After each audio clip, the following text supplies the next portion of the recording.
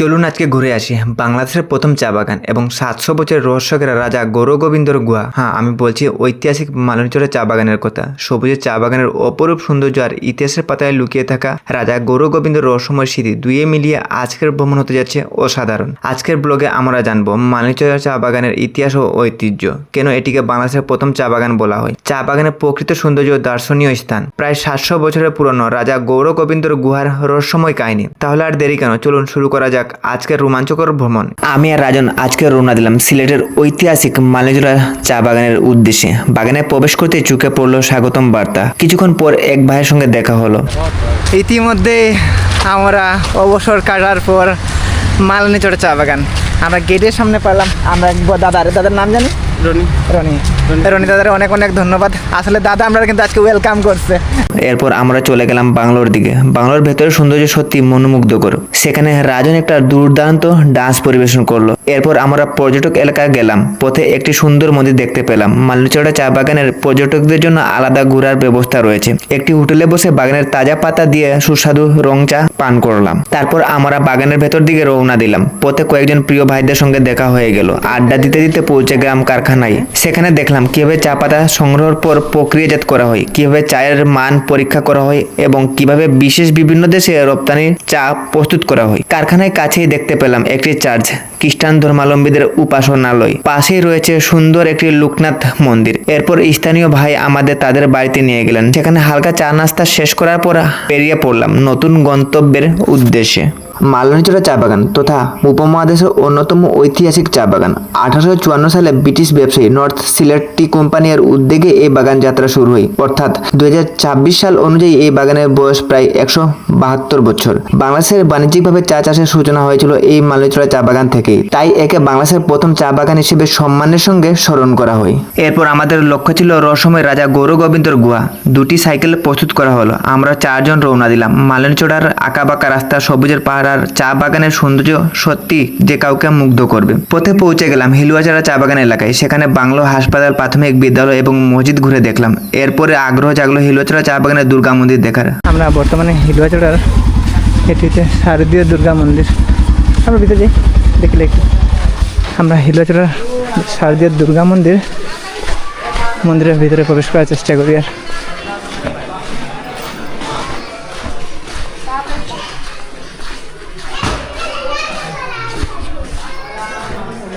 এটি কালী মন্দির নেই দাদা? হ্যাঁ, এটি হচ্ছে কালী মন্দির।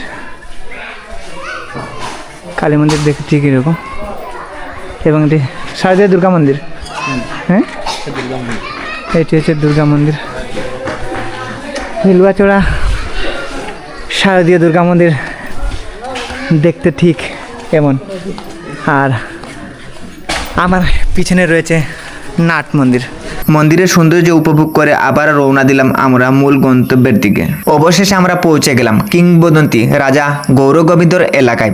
লোকমুখে প্রচলিত আছে প্রায় 700 বছর আগে সিলেটের শেষ হিন্দু শাসক রাজা গৌরগোবিন্দ এই এলাকাতে শাসন করতেন। 1303 সালে হযরত শাহজালাল তার সঙ্গীদের আগমনের পরে ইতিহাসের এক গুরুত্বপূর্ণ অধ্যায় সূচনা হয়। স্থানীয়রা বিশ্বাস করতেন রাজা গৌরগোবিন্দ এই গুহা ব্যবহার করতেন গোপন আশ্রয়স্থল হিসেবে। গুহার ভেতরে কি রয়েছে, কতদূর পর্যন্ত বিস্তৃত, এসব নিয়ে আজও নানা রহস্য কাহিনী প্রচলিত রয়েছে। তবে এইসবে অনেকটা লোককথা। গুহার ভেতরে প্রকৃত অবস্থায় সম্পর্কে নির্ভরযোগ্য ঐতিহাসিক তথ্য খুবই সীমিত, আর এই রহস্য জায়গাটিকে আরও আকর্ষণীয় করে তুলেছে।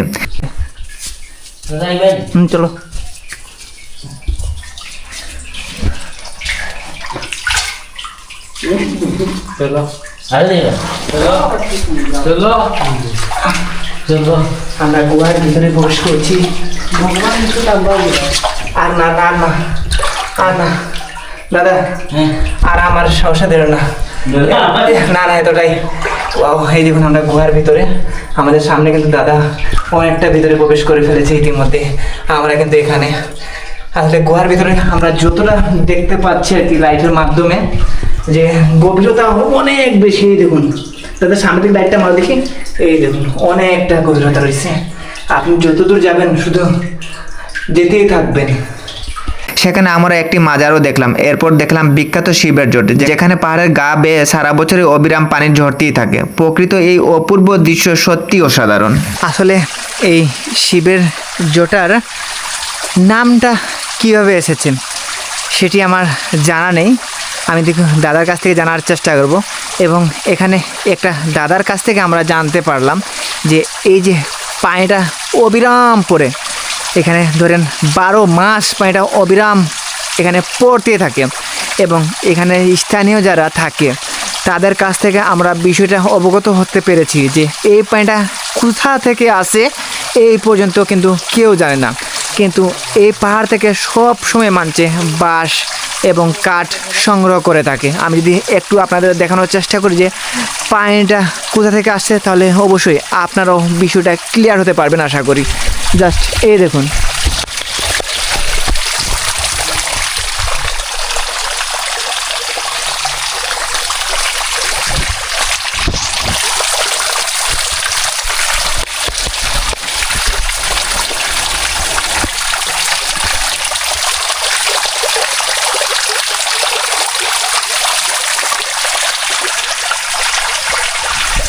এখানে প্রতি বছর মহাদেবের নামে এখানে অনেক বড় পূজা আয়োজন করা হয়। দেখতে ঠিক এইরকম, এই দেখুন, এটির নামকরণ করা হয়েছে শিবের জোটা নামে। আসলে ভ্রমণ যদি না করতাম তাহলে এই সব বিষয় কখনো আমি জানতে পারতাম না। আসলে দাদা, এই জায়গাটার নামকরণ কীভাবে হয়েছে আপনি কি জানেন? মূলত এই জায়গাটার নাম হয়েছে যে এখান তো পাহাড় থেকে অবিরত পানি পড়ে, একেবারে 12 মাস বললেই চলে। তো এর জন্য এখানে যারা আমাদের বাগানে বা অর্থ এলাকার যারা স্থানীয় গুরুজন বয়স্ক, তারা এই জায়গাটাকে শিবের জোট নামে আখ্যা দিয়েছে। এটা অনেক আগে থেকে, এটা অনেক আগে থেকে আমরা ছোট থেকেই এগুলা দেখে আসছি। আসলে আমরা দাদার কাছ থেকে বিষয়টা আরও ক্লিয়ার হতে পারলাম যে এই শিবের জোটাটা অনেক আগে থেকে, ধরতে গেলে ব্রিটিশ আমল থেকেই এই শিবের জোটাটা, যখন স্থানীয় মানুষ এখানে পাহাড়ে কাঠ সংগ্রহ করতে আসতেন তখনই মূলত এই জায়গাটার সন্ধান পেয়েছেন। এটা আমার অপিনিয়ন আর কি। সবশেষে আমরা আবার মালনীচর চা বাগানের দিকে ফিরে এলাম। এদিকে বিকাশ দাদা জোর করে তাদের বাড়িতে দুপুরের খাবারে আমন্ত্রণ জানালেন। আসলে আমি কাউকে না জানিয়ে এসেছিলাম, কিন্তু এলাকার প্রিয় ভাইদের আন্তরিকতা দেখে মুগ্ধ হলাম। শেষ পর্যন্ত সবাই মিলে তাদের বাড়িতে বসে দুপুরের খাবার খেলাম। সময় তো বন্ধুগণ, অলরেডি আমরা এখন বিদায় পেলাম, আর বিদায় বেলা একটু ইমোশনাল হওয়াই লাগে, কিন্তু আমরা ইমোশনাল হব না, কারণ আমরা আজকে বিকাশ দাদাকে অনেক কষ্ট দিয়েছি। প্রথমত আমরা বিকাশ দাদাকে না জানিয়ে এসেছি, তারপরও বিকাশ দাদা যে আজকে আমাদের সাথে এতটা সময় পার করেছে তার জন্য আমাদের অন্তরের অন্তঃস্থল থেকে দাদাকে অনেক অনেক ধন্যবাদ, এবং সাথে বৌদিমণিকেও আমাদের ধন্যবাদ, কারণ বৌদি আমাদের অনেক কিছু রান্না করে খাইয়েছে। যাই হোক দাদা, আমরা অনেক কষ্ট দিয়েছি। আর থাকলে ভালো লাগে। না না না, আর কষ্ট দেওয়া দরকার না, এতটাই যথেষ্ট। দিনের শেষে উপলব্ধি করলাম মালনীচর চা বাগান শুধু একটি বাগান নয়, এটি ইতিহাস, ঐতিহ্য, প্রকৃতি, সংস্কৃতি ও মানুষের ভালোবাসার এক অন্যান্য মিলনস্থল। প্রায় 172 বছরের ইতিহাস বুকে ধারণ করে আজও বাংলাদেশের চা শিল্পের গৌরবগাথা বহন করে চলছে এই ঐতিহাসিক বাগান। সময় তো বন্ধুগণ, আজকে মালনীচড়া চা বাগান অনেক সময় ঘোরাঘুরি করলাম।